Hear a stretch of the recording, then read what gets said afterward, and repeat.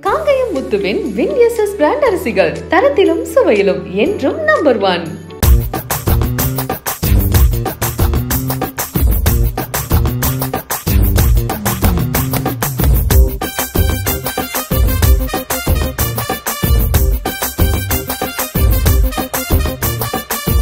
கூடுவாஞ்சேரி அருகே பிரச்சாரத்தில் ஈடுபட்ட காஞ்சிபுரம் தொகுதி திமுக வேட்பாளர் செல்வத்திற்கு பிரம்மாண்ட சாக்லேட் மாலை கிரேன் மூலம் அணிவிக்கப்பட்டது. அப்போது வேட்பாளரை வரவேற்க வந்திருந்தவர்கள் முண்டியடித்துக் கொண்டு சாக்லேட்டை பிய்த்து எடுத்துச் சென்றனர்.